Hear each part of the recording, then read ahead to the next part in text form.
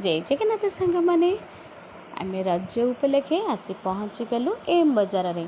M बजार आम आउ थे आसी झी को आणिकी झी को आने हेतु झीर ड्रेस ताको परफेक्ट हो गला कि पुओ को न आने हेतु पुओर साइजटा छोट पड़गला से लगे आमको सेकेंड बार फेर आसवाक ही पड़ा।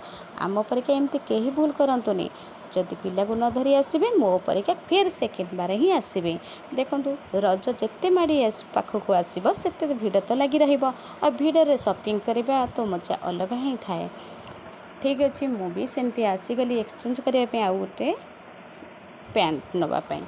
देखो केते भिड़ लगी रही था। ये भिड़ स्थान में गोटे पिलाटी कौन करूला गोटे सार्ट चोरी कर नहीं जाऊला माने सेल्समैन कहवा अनुसार मु जानी किंतु सीसी कैमेरा से देखिक से पिलाटा को धरिले कि बिना बिलिंग रे से गेट पास करूला से लगी ताकू धरी पकड़े।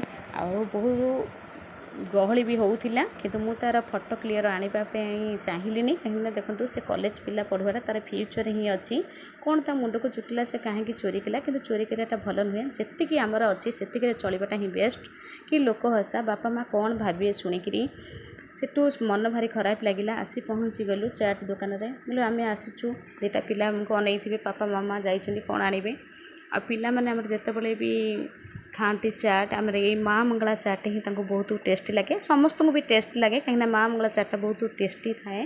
देखो तो लोक मैंने भी अच्छा आम परिका नापी छिड़ा होती भी अधा सरीगलानी कि आमको देवे कहीं आम सब प्राय दुकान आणुचु।